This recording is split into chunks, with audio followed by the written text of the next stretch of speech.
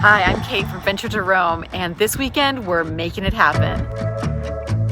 How much time away do you need to feel like you've gotten away from it all? Is one night enough? Is it even worth the hassle? How far could you possibly go if you had to get back the next morning? For us, on this trip, we only had one night to spend, so we tried to spend it wisely. It's 4:30 on a Friday, and we're getting out of town as early as we could, but we've got things happening the rest of the weekend. We only have one night. We're gonna make the most of it. Come along, it's gonna be a great time.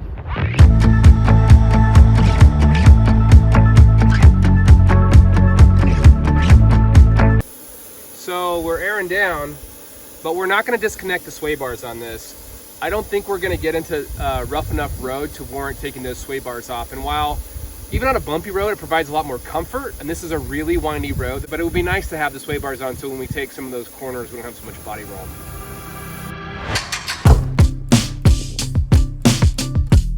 One of our favorite local landmarks is Arrow Rock Dam. Dedicated in 1915 as a hydroelectric dam, it was the tallest in the world for 9 years. And today, it still serves as our gateway to adventure along the Boise River.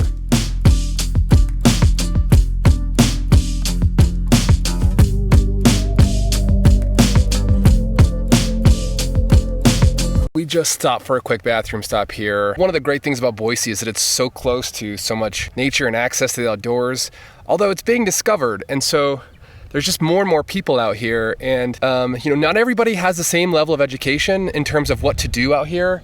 What we're gonna do is we're just gonna try to show you, like pick up your trash, how to treat a campsite, how to use a vault toilet. I just used the toilet over here and somebody left the seat up, which doesn't do anybody any favors. Instead of being mad at those folks, what we're gonna do is just keep showing you what we do in order to keep a clean camp, in order to keep these areas maintained so we can keep using them in the future. See some trash on the road, so we're picking it up. Hopefully more people start doing that.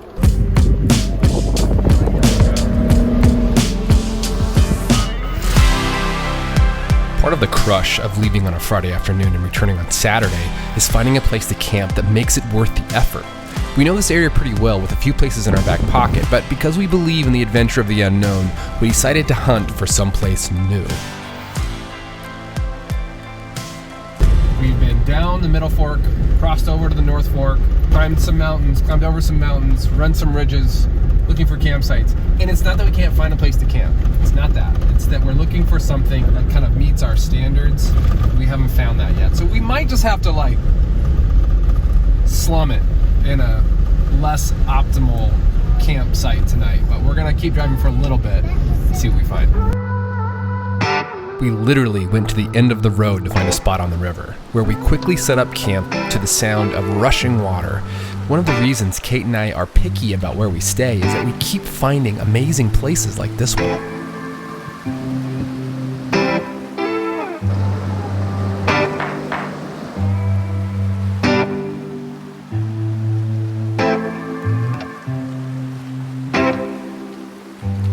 So, as you might know or have seen, Kate and I can be pretty picky about our campsites. So we thought we would just walk around our campsite and show you what we think makes a good campsite. Okay, so here we are. This is our camp setup. You can see the Jeep there with the rooftop tent.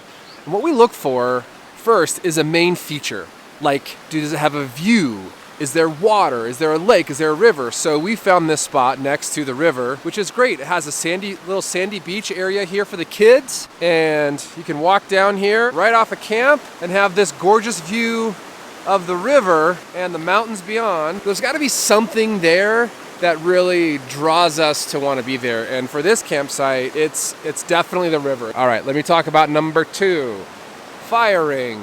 There has to be some kind of firing, or it has to be clear that someone has camped here before. And then level ground. This is a no-brainer, but with the Jeep, we want to be relatively level so we can not be sleeping at an angle all night. And there's one more thing that we look for in a campsite, and that is that it's away from the road, then it's away from people. So this campsite is off the road. It's actually not off the road too far, but there aren't really any campsites next to it. And to us, that's really, really important. We don't like to go out into the wilderness and camp right next to somebody else. We're coming out here to be by ourselves. So anyway, that's how we do it. Hope you learned a little bit. Hey, what are we having for dinner? We're having veggie burgers and carrots and Pringles. Easiest meal on a late night like this. I'm so glad that's what I planned. Usually we do something a little more complicated. But you know what? It's gonna be amazing and we're gonna have a great night.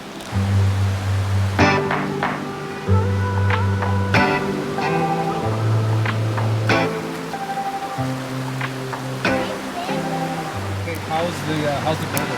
It's great. So fast to make. I think I had dinner made in like under 5 minutes.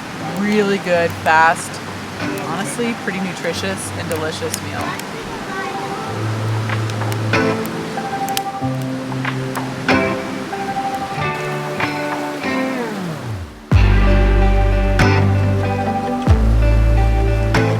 Kate and I got the kids tucked in, cleaned up camp, and just enjoyed the sound of the river.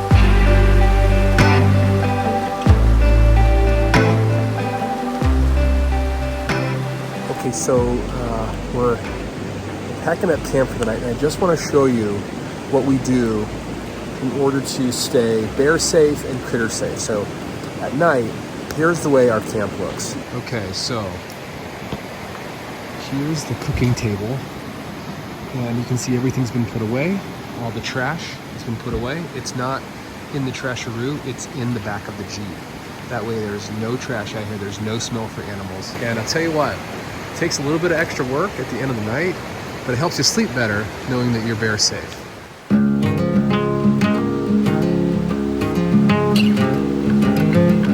We woke up to rain. Not heavy rain, but things were definitely wet. So we decided to get things covered or broken down before getting to the most important part of the morning: coffee. I wanna go there someday. I know we're going somewhere, into the danger zone. It all points right to that. I set myself aside, lead the way on this drive. If you don't know the way, we can stop and make a change. I know we walk for days, waking up to another day.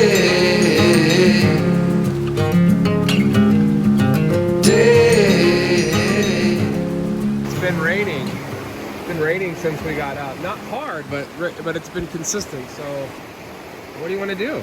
Yeah, so it's really barely raining, but it's really sustaining. So I think we're just gonna maybe make another cup of coffee, make some oatmeal and bagels for the kids, and just get in the car and go home. But it's just been wonderful to sleep next to this beautiful river. The rain isn't gonna stop our fun, and it's been a great trip no matter what. I'm not gonna lie, I was disappointed to leave. As we packed up, I really wanted another night on the trail. But we had to take what we could get and be grateful that we could get it, even though it was jammed into a busy weekend. There it is. And 47 easy steps. So we're just about ready to leave camp. We're gonna walk around and just look for anything, any trash that maybe has been left behind by us or by other people. Not ours, but There you throw it go. away. Leaving it better than we found it. Okay, let's mount up.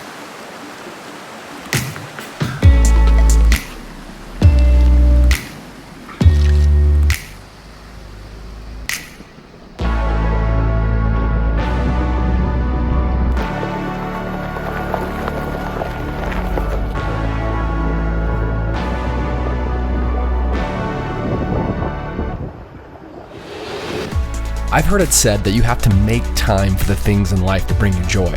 But the truth is, we can't make time. We have a limited amount in this life and many things competing for it every day. So when we're faced with deciding what to do with the limited time we have to make decisions, we have to make compromises, and sometimes we have to make sacrifices. But if you can find a way to fit in what you love doing with the people you love doing it with, well then, we may not be able to make any more time, but we can make some memories that carry us through until the next time.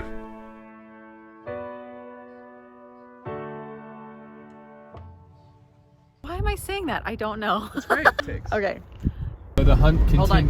Start. So the hunt continues.